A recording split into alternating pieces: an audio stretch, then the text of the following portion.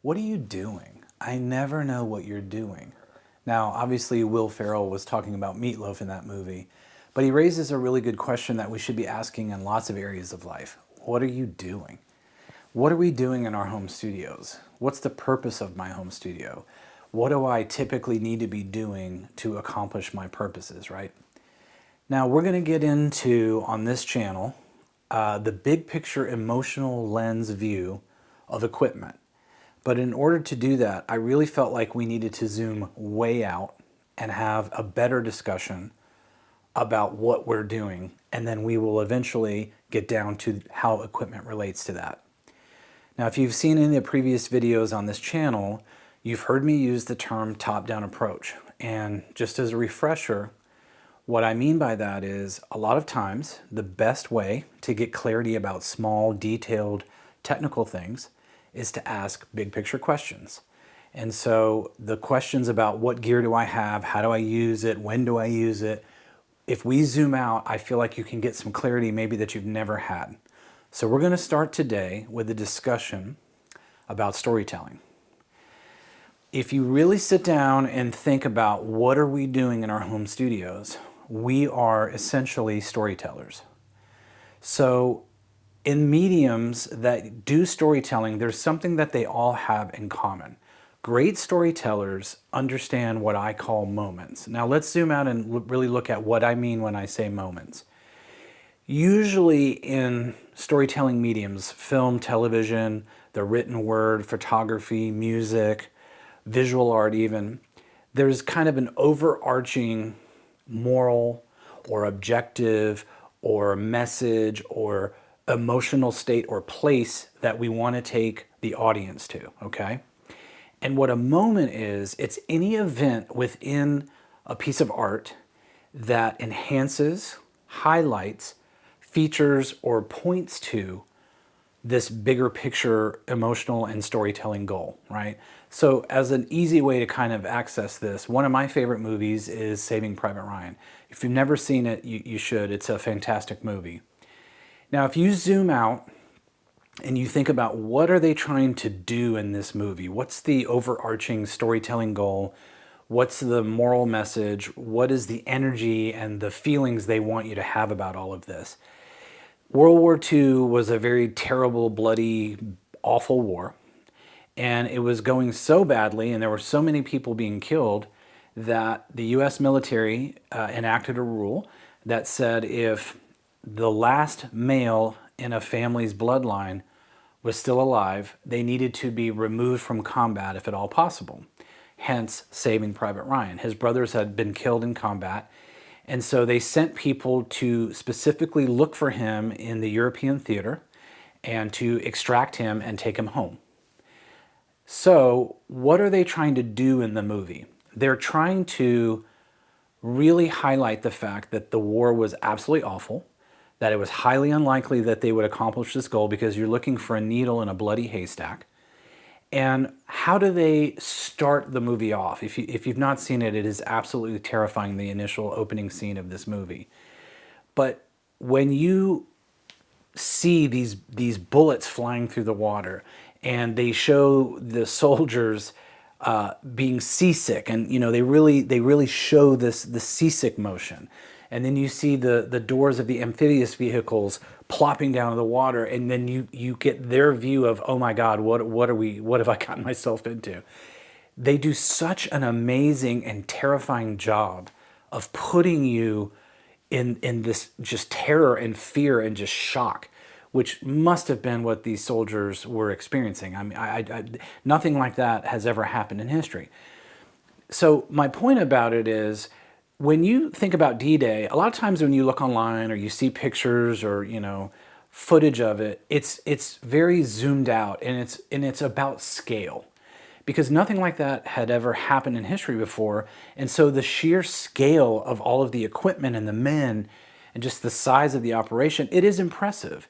But that was not the storytelling and emotional goal of Saving Private Ryan. They specifically are highlighting how bloody the war was, how unlikely it was that he would be rescued. And they really feature, in the moments that they feature in the movie, the moral dilemmas associated with going and getting somebody out of combat.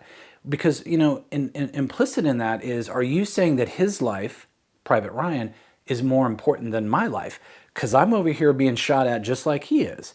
And if you've seen the movie, Private Ryan wrestles with this. Why me? I'm no better than the soldiers I fought with. They're risking their life just the same as me, right? And so everything that happens in that movie, those moments that they highlight and they feature, are designed to be interwoven into that overall very compelling story arc and the emotional goals of the story. And that's what directs their energy and efforts in their storytelling, okay? And we have the same privilege in our own home studios with music making. Why would I feature certain things and not feature certain things? It's all tied to the storytelling and emotional goals, right? So let's think about storytelling and art and how we can experience it, right? So I look at it kind of on three fundamental levels.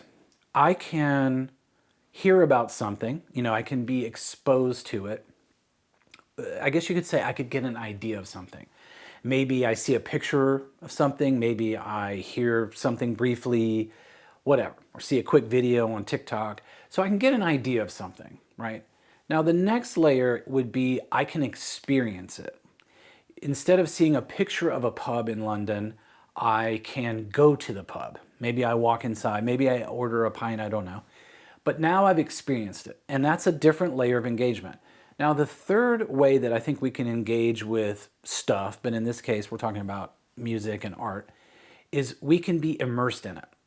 So you're having an experience and then you become immersed in it. And when you're immersed, you're basically succumbing yourself to all of the things that go along with the experience, right? So you can imagine, as a moviegoer, when I saw Saving Private Ryan in the theater, that's a very different experience than watching it on my phone. And why? Because we're creating, when we do artistic things in a storytelling medium, whether it's film, television, whatever, we don't want stark, plain iPhone reality. We don't. We are actually creating what I call super realities. We are highlighting and featuring things in a kind of an unnatural way, paradoxically, to put you there based on these overarching storytelling emotional goals, right? So when you go to the theater, which I did, and you see Saving Private Ryan, you're seeing it on a giant screen. You have sound all around you, which is kind of like how it would be in real life, but it's very loud and it's right there. That's not how we necessarily experience life, but that's where the equipment that we use starts to come into this discussion. Because why do you pay all the money for the giant screen and all the speakers and the subwoofers and the seats? And why do you pay money for it? Well, because it facilitates immersing somebody in the art and exposing them to these super realities that are created by these moments within the story. And all of that ties together to get something across, to take the audience and put them in a place and cause them to feel the emotions that you should feel in that place, okay? And that is what all great storytellers have in common. They understand what they're doing in their medium as a whole. They understand what their overall emotional and storytelling goals are. And then they are adept at recognizing moments within that, and they know what to do to feature those moments, okay? Now, I think it's reasonable for you to be able to then kind of extrapolate from what I'm saying. Well, maybe some tools are better at accomplishing those goals than others. And that is exactly where we start to get into this discussion about the equipment that we use. If you think about a photographer, I don't know one professional photographer that just uses the automatic mode on their camera, right? Even though the specs are really good, because they care very much about having control over the elements that of their the photography that they're doing, of the moment that they're capturing. They care very much about capturing and manufacturing the elements that will do the most justice to the moment, okay? And so they want control over it. So in the same way, we want control, like a photographer, over these elements that allow us to feature moments to make it the best that we can make it, okay? But I think it's vital to understand, literally from a big picture perspective, what are we doing? What is the purpose of recording music? What is the intended effect with the audience? And then now you can start to get an understanding of why some tools are more suited for certain jobs and some others. Now let's take this Bono example. Somebody online wrote, well, Bono sings through an SM58 and he's done just fine. I can just see them. That's a discussion about the appropriateness of a tool. And in this case, the engineer, the producer that had the good sense not to try to stick Bono, who is a belter, who is a performer to the nth degree, they had the good sense not to stick them 6 inches away from a Neumann U67 because that's just it's not the right tool for him. They put him in the control room with an SM58 and they let him belt it out. So we need to understand our tools from the emotional perspective. We need to assign value to them based on their ability to help us facilitate and achieve those goals. So that's where we're going to leave this off. I'll see you next video.